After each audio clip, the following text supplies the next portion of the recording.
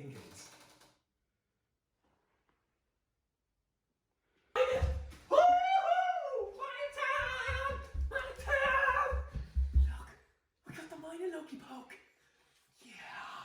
So guys, welcome to Coin Mining Geek channel, where on this episode we are going to go from start to finish, from opening your miner to setting up and making coins. So remember, safety first.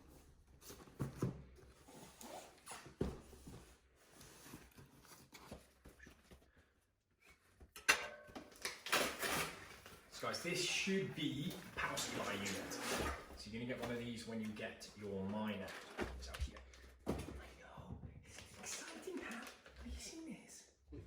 I know, I'm excited too. We can make more coins! We can make more coins! Make some coins too. This is your power supply. Now, depending on the miner that you're plugging in, you might need more or less of these pins to make sure it is appropriately pinned, if you like, for your miner. And that is where you plug your power cord in. You will not, guys, get a power cord to go with this, because it depends on the country that you're in as to the plug that you will actually need. The main event. Was there no coins in there, pal? So guys, the main event should obviously be very well packaged. I'm going to drop a link for the description below of the person that I ordered this from. It was through Alibaba. Valentine, who I dealt with, was incredible. And come and look at how this is packaged. This is just incredible. All literally blocked into place. You have to literally pull this miner out with all the packaging. It is that well packaged. This is obviously a refurbished miner, guys, but it looks absolutely brand new.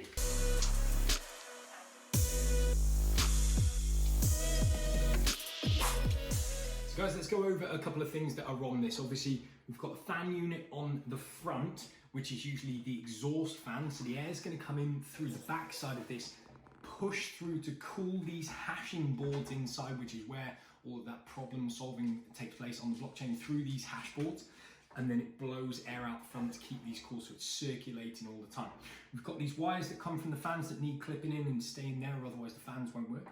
We have then in the center here, we have hash boards. So built into this structure, we've got 4 hash boards, which produces our hashing power, which produces the speed in which we solve problems on the blockchain. And these are the hash board connectors, which control into this main control board, which sits in here. At the front, guys, we have some connectors. So the first thing we've got here, we've got an IP report button. We've got your Ethernet port where you plug your Ethernet port into, and we've got a fault and a normal running light, which will come into play once we plug these in.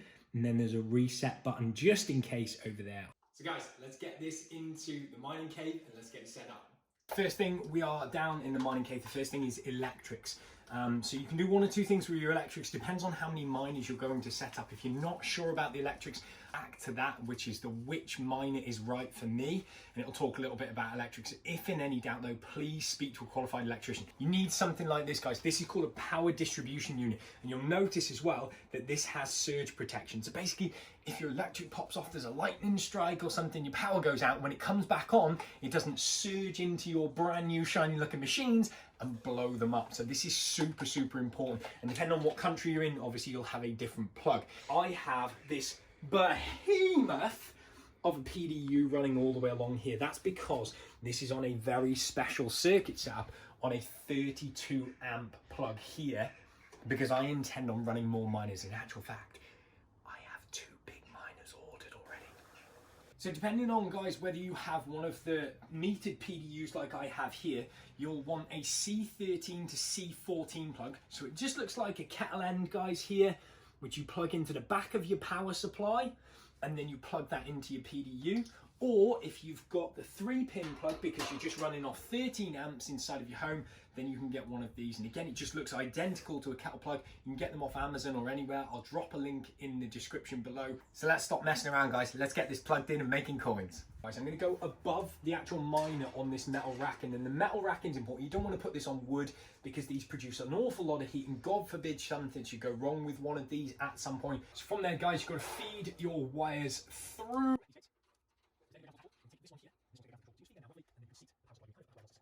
We're just going to just clip this fan wire out the way, and then we're going to get to clipping the hash boards in. So We take this back set of wires over here. I'm going to pull this around, and all you've got to do is just simply plug these in like so. Clip. And you hear quite an aggressive clip on the first time. You've got some of the older machines, guys, it won't quite be so metallic and clicky. They might just slot in there with a nice gentle click.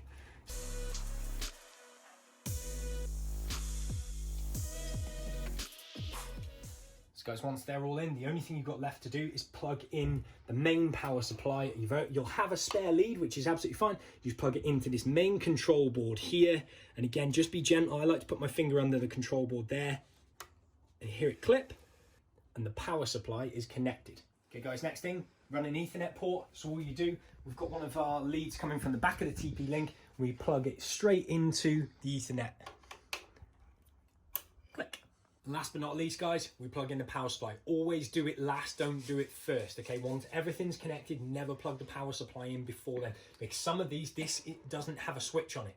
So depending on whether it has a switch or not, it will go live straight away, which obviously we don't want. So we plug it into the back of the power supply, plug it in down at the PDU. It lives!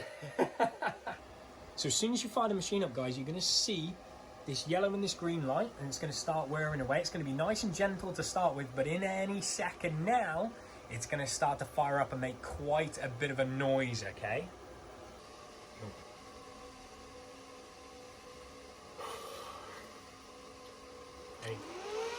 And there we go. It's kicked in. You can see it's obviously a lot louder. This is it going through its process of finding its feet, settling down its hashing rate, and it'll take 30 seconds or so, and then it'll quieten back down.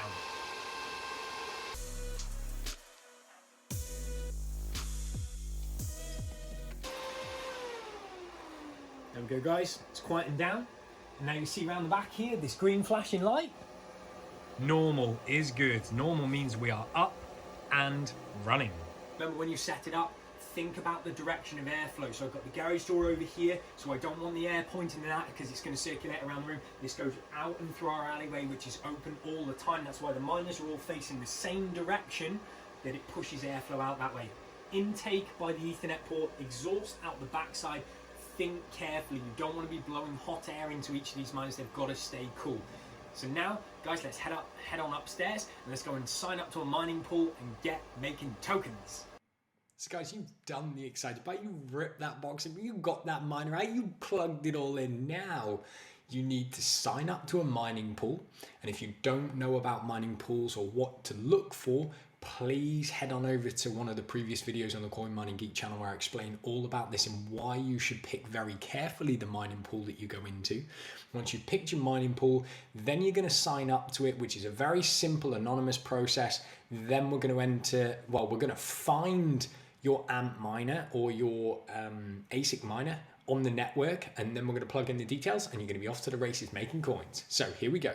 So guys, I'm over on MinerStat right now. Now I know that I have an Antminer L3 Plus and it's on the script algorithm. I talk about this on a previous video again, guys, but you'll know which miner you've bought, so you should know which coin you're mining. So we're going to go over to Litecoin and Dogecoin because that's what my miner does on the script algorithm here.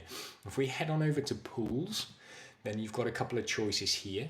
Okay, and again, all this information I explain on that previous video on the Coin Mining Geek channel about why you should be looking at these things when you choose a mining pool. So I'm actually on Litecoin pool, but here's another resource that you could use depending on the coins that you've got is miningpoolstats.stream. And then all you've got to do is scroll down and pick the coin of choice. As you can see, there is so many different coins to mine. It's not just the crazy coins that you see in the news all the time and stuff. There is so much mining to be done on various different coins. So you can come over here, guys. As you can see, litecoinpool.org is the #1 pool on this site, and that's not why I joined it. It was about 4th or 5th before when I did, but you'll notice the pool fee is 0%, which is very, very enticing. So I joined Litecoin Pool. So what you do, head on over to litecoinpool.org. and if you put your login or create login credentials for it, you'll come to this screen here. Welcome to litecoinpool.org. It's a very, very simplistic website, which is what I love about it. New to Litecoin mining, read our beginner's guide. I highly recommend you do that, guys. Once you've read that, you can go over to finding your miner. Now, how do we find your miner? Now, the first thing is I have a Netgear Nighthawk router. You need to know the IP address of your router. I know the IP address of my router because it came in a little envelope document and told me the IP address of my router, and then you sign in with those login credentials. You might be lucky enough and have the box and the information that came with your router, and you might be able to find it. If not, you can download an IP scanner and find your network address. Now, once you know the network address, if you just type it into the address bar here, so mine's 192.168.1.1, click enter. I'm going to come here. So my login credentials are here. So if I click sign in, then you'll have a dashboard come up in front of you for your network. What we're looking to do is come down here to the connections. Now, it's going to look probably very different depending on the router that you have, but you will have an opportunity to find out what's connected to your network somewhere. So I'm going to click on LAN devices. As you can see, I've got 4 Antminers connected right now. Now, I know the IP address of the ones that are connected. I'm pretty sure it's this 4th one here. This is the new one, guys. Okay, so you click on these. If you only got one miner, this is going to be really simple. This is the new IP address. So we do exactly what we've just done for the network. We type this address in. So 192.168.1.25. 168.25 at the end. Click enter. Now, what's usually going to happen, guys, you're going to get a screen come up with login credentials. I'll see if I can get a screenshot of that for you. It's going to ask you for a username and password. Now, the default username and password is root. Genuinely, that's the default username and password for every single L3+. It's root. Type it in. If it doesn't work, then you definitely need to speak to the person that you bought it off, because they need to give you those login credentials. But 99% of the time, it's not changed and it is standardized, or you can change it once you've logged in. So you're going to come to a screen like this. This is your dashboard for your Antminer. Now, if everything's working fine, you'll see a screen similar to this, and you want to see this Linux thing. Now, whenever you make a change, you're going to see a notification come up here, say socket connection failed. Don't panic. It's just the miner resetting itself. Now we're going to add the mining pool. So what we need to do is go over to miner configuration. Now you'll see there is a mining pool in here, and it's my mining pool because I've already set this up. But normally you'd have 3 different pools in here, just in case this first pool up the top for some reason went down. You could continue mining into another pool. So it's always a good idea to have a backup pool. Now, once you've got to this point, you found your miner and you're in this miner general configuration, you can go back over to Litecoin Pool or wherever you've signed up your mining pool. If you go over to help on Litecoin Pool, then you can see here it says configure your miners. And according to the area in the world that you're in, Europe, US East Coast, US West Coast, you can grab this URL and then you simply copy, go back over to your miner, and then you would paste it in this box like so. Now you can see it's the exact same. Now here's where it gets a little bit more complicated, but not massively. Unlike in Litecoin Pool, we go over to my account and you're going to see I've got all these miners here. To add another miner, you'd already have 1 slot free. So all you have to do, guys, is copy and paste this username, including that 0.1, and then drop it into this box here. As you can see, Jason Miner Newbie .5 is this one here. Now I can add another miner if I want. I can add an 8AM, we'll call it Antminer, and then the password, I can put whatever AM again, and then I can add the worker, and then if I save that, it's going to save it as another worker, and then all I've got to do is put those login credentials into the miner bit here under worker and password, hit save and apply, click this button here, and then you'll see a notification that comes up in this top left hand corner to say applying settings. Now if you went back to system straight away, you'd see that socket connection failed. Within about 2 to 3 minutes, that should come back to this screen if you refresh the screen, and then you can come over to the miner status where it's going to tell you how long's elapsed, your mega hash rate, your speed that you're hashing at, which will come up. It takes about 2 to 3 minutes to get up to speed.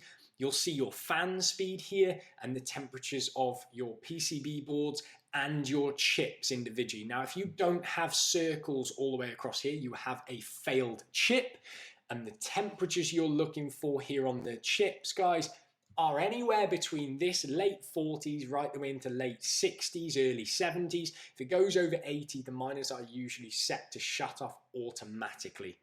So there you have it, guys. You should now be, if you go over to your Litecoin pool, then I'm just going to delete that application there. This is the fourth worker, and you should see a green screen like this. You should no longer see what you just saw, which is blank like this. You should see green numbers here, and you are mining away. Now make sure you have filled in the details over here, guys, because this is where you get paid out. This is so important. If you don't fill this out, guys, you will be mining, but you will have nowhere to pay out to. So you need to put your wallet address in here. If you don't have a wallet, guys, I'm doing a video on this very soon, and I'll detail exactly how, where, and why, and which wallets you should be looking for. But you put your wallet address in there. As it says here, it must be a Litecoin address starting with those figures, or it won't pay out to you. And you can put different payout thresholds depending on the machines that you've got. I've set mine to 12 hours or 0.05 of a Litecoin, and that's when it pays me out roughly. Okay, guys, you are up, running, and making coin. Whew. So guys, that concludes a very long video, but what I didn't want was for you to order your very first miner like I did, get it back, rip open the box, be all excited, and then think, what do I do now? I've got this coin making machine sat here, I don't know what to do with it. So I wanted to go step by step through the process to make sure that you're happy, you're comfortable, and you're set up and mining. That being said, if there's any more questions, don't forget there's so many videos on the Coin Mining Geek channel now. They're building almost by the day. Go ahead and use them as reference. And if you've got any questions for me, I'll do my very best to answer them. Put them in the comments below. Don't forget to smash that like button, hit subscribe, and I'll see you on the next video on the Coin Mining Geek channel.